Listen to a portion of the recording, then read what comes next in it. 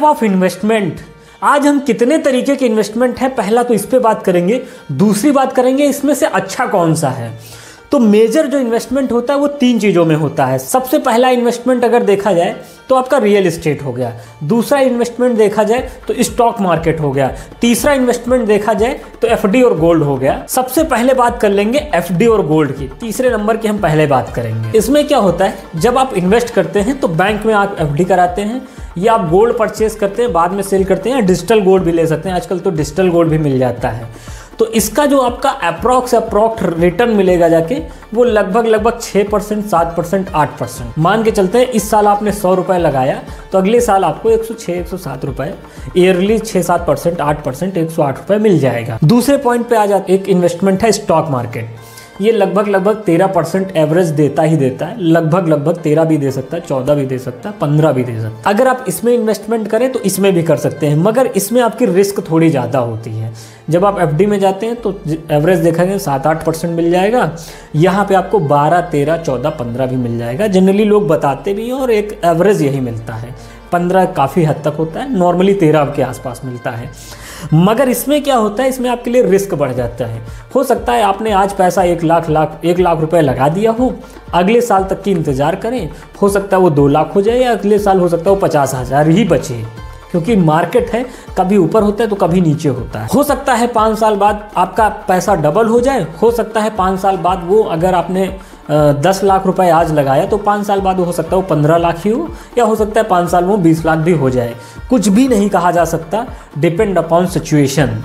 हो सकता है कि उसकी जो है लगाते समय जो आपने कॉस्ट दी हो 2 साल तक का, वो एक्चुअली लगाया अगर आपने 10 लाख तो बचे 8 ही लाख, ऐसा भी मार्केट में होता है। तीसरे पॉइंट पे बात कर लेते हैं। तीसरा पॉइंट आपका क्या हो गया जाके आपका रियल एस्टेट इन्वेस्टमेंट। जैसे आप ज़मीन या कोई भी प्लॉट लेते हैं या कोई ज़मीन लेते हैं तो उसका अगर आप देखेंगे तो अगर गांव की ज़मीन लेंगे तो लगभग 9 से 10% आपको रिटर्न वो दे देगा।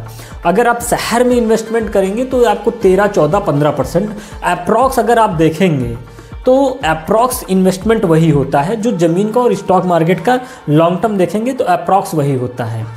बात आती है कि इन दोनों में मेजर अंतर क्या है, या देखा जाए तो एक्चुअली क्या होगा 10 साल बाद, उसकी बात करते हैं। तो जब हम स्टॉक मार्केट में पैसा लगाते हैं तो उसमें एक चीज़ होती है, कभी घटता है कभी बढ़ता है। तो जब बढ़ता है तब भी हमारी सांसें ऊपर नीचे होती हैं, अरे बढ़ रहा है, बहुत दिमाग लगता है।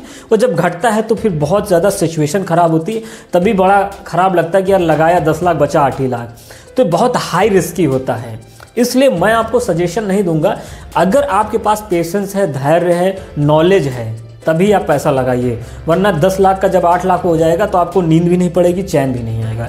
यही लगेगा कितनी जल्दी ये 10 लाख का 10 लाख हो जाए, हम पैसा निकाल लें। जनरली लोगों के साथ यही होता है। अच्छा, इसके पीछे मैं आपको बताता हूँ कैसे यूँ होता है। जब अगर आपने 10 लाख आज लगाया, अगर वो 12 लाख हो गया तब भी आपको चैन नहीं पड़ेगा, अरे यार बढ़ रहा, कितना अच्छा। अगर वो 12 से 11 हो गया तब भी चैन नहीं पड़ेगा, अरे यार घट रहा है। अगर वो 10 से 8 हो गया तब भी चैन नहीं पड़ेगा। तो समस्या यहाँ पे है कि अगर आपकी कैपेसिटी है कि वो 10 लाख आप ऐसे समझ लीजिए डूब गया, अगर आप वैसा सोच के छोड़ सकते हैं तब तो वो 8 भी हो जाए तब भी फ़र्क नहीं पड़ेगा, और अगर आपका 11-12 हो जाए तब भी फ़र्क नहीं पड़ेगा। उसमें भी आपको नॉलेज होना चाहिए सही स्टॉक चूज़ करने का, तब तो वो बढ़ेगा, अदरवाइज़ वो घटेगा भी। कुछ ऐसी कंपनियां थी जिनके 2 साल पहले ऐसे नाम हो रहे थे कि अरे इनका स्टॉक ले लो, ऐसा हो जाएगा, 5 साल बाद वैसा हो जाएगा, आप जो है करोड़पति बन जाओगे। मगर एक्चुअल क्या हुआ कि कुछ बड़ी कंपनियां हैं, नाम भी जानना पहचाना होगा आपको। हर कंपनी का नाम इतना है, उनका नाम, कि अगर उनका स्टॉक देखोगे तो 1 साल में कोई निगेटिव रिटर्न आया है, 2 साल का देखोगे बहुत कम ही रिटर्न मिलेगा आपको। जब लोग बोलते हैं अरे बहुत बढ़िया, तो लोग इन्वेस्ट करते हैं। जरूरी नहीं है कि उसका फ्यूचर भी वैसा होगा, हो सकता है फ्यूचर बहुत ख़राब हो जाए। इसलिए मैं आपको सजेशन नहीं दूंगा कि आप इस तरह से करें। आपके पास बहुत नॉलेज है तब तो आप जाइए, अगर आपका यही काम है तब तो आप बिल्कुल इन्वेस्ट करिए। अगर इसका काम नहीं है आप तो आप रियल एस्टेट की तरफ जाइए, फिर आपका बीपी हाई और लो नहीं होगा, ना वो 10 का 8 होगा, ना 10 का अचानक 12 होगा। रियल एस्टेट बढ़ेगा, वो 5 साल में डबल हो जाएगा। अब आते हैं रियल एस्टेट की बात कर लेते हैं। अगर आप रियल एस्टेट में इन्वेस्ट करते हैं तो आपने अगर 10 लाख का आज प्लॉट लिया तो 5 साल बाद वो 20 लाख का बड़े आसानी से हो जाएगा। ये बहुत आम बात है, बड़े आसानी से, बहुत आसानी से हो रहा है। लखनऊ जैसे शहर में बड़े आराम से हो रहा है। तो आप ये समझिए, ना आपको कोई रिस्क लेनी पड़ी, ना आपको कुछ ऐसा सोचना पड़ा। आपने ज़मीन लिया, ले लिया, बड़े आराम से आपकी ज़मीन हो गई, आपने इन्वेस्ट कर दिया, ले लिया।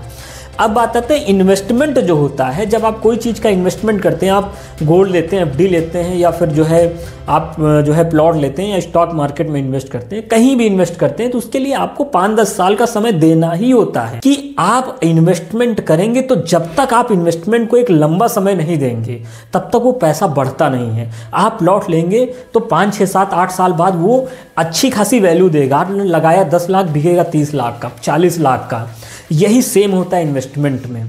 मगर स्टॉक मार्केट में क्या होता है, जब आप पैसा लगाते हैं तो जैसे 10 का 12 हुआ और 12 से 11 हुआ तो आपको लगता है बेच दें, या कोई काम की ज़रूरत पड़ी फिर आपने 2 लाख रुपए निकाल लिया। तो होता क्या, वो इन्वेस्टमेंट तो बचा ही नहीं ना। आपने ज़रूरत के हिसाब से उससे आप निकालते भी जा रहे हैं, तो इन्वेस्टमेंट कहाँ बचा है? वो बड़ा अमाउंट में कन्वर्ट ही नहीं होता है, वो लिमिटेड अमाउंट में ही जो है सिमट के रह जाता है, बड़े अमाउंट की तरफ जाता ही नहीं है। और फिर आप इन्वेस्टमेंट कर क्यों रहे हैं? आ जाते हैं पॉइंट की तरफ। आप इन्वेस्टमेंट क्यों कर रहे हैं? आप स्टॉक मार्केट में इसलिए इन्वेस्टमेंट कर रहे हैं कि आपका पैसा बढ़े तो कुछ दिन बाद आप कुछ अपनी चीज़ें ले सकें। लेंगे क्या? मैंने बहुत लोगों को पैसा लगाते देखा है, मगर वो अंत में क्या करते हैं, उस पैसे को निकाल के लेते तो ज़मीन ही है। रियल इन्वेस्टमेंट तो यही है। देखा जाए, जिसको आप फील कर सकते हैं, जिसको आप अच्छे से महसूस कर सकते हैं, आप जाके वहाँ रह सकते हैं, तो रियल इन्वेस्टमेंट तो यही है। पैसा लोग यहीं आके आखिरी में लगाते हैं। तो आप क्यों ऐसा सोच रहे हैं कि हम वहाँ से जाके जो है कुछ बहुत अचीव कर लेंगे? आपके दिमाग में यही रहेगा, लास्ट में आप सोचेंगे यही इन्वेस्ट करने के लिए। आप कितना भी जाएं मार्केट में पैसा लगा के आ जाएं, मगर आखिरी में आपको इन्वेस्टमेंट ज़मीन में ही करेंगे कि कोई अच्छा सा प्लॉट ले लें।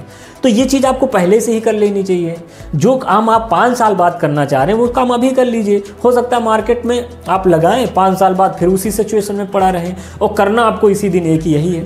तो इससे अच्छा क्या है कि आप ज़मीन में इन्वेस्ट करिए। कोई बहुत नॉलेज नहीं चाहिए, ऐसा इन्वेस्टमेंट करिए ना जिसमें आपको बीपी हाई और लो वाली समस्या ना हो, हमेशा सिचुएशन बनी रहे। और रियल इन्वेस्टमेंट करिए ना जिसमें कुछ टाइम बाद वही करना है तो आज ही से करिए। तो मेरे हिसाब से जो मेरी ओपिनियन है, अगर आपके पास बहुत अच्छा नॉलेज है, आप इसके लिए सुबह से शाम तक समय देते हैं, तब तो मार्केट में पैसा लगाइए। अगर आप समय नहीं देते तो ये आपके लिए नहीं बना है। फिर आप रियल इन्वेस्टमेंट करिए जिसका आप बेनिफिट उठा सके फ्यूचर में। फिर आप जो है इन्वेस्टमेंट करिए प्रॉपर्टी में, आपको बहुत बेनिफिट होगा। उसको समय दीजिए 5 से 10 साल का, बहुत हाई वैल्यू मिलेगी आपको।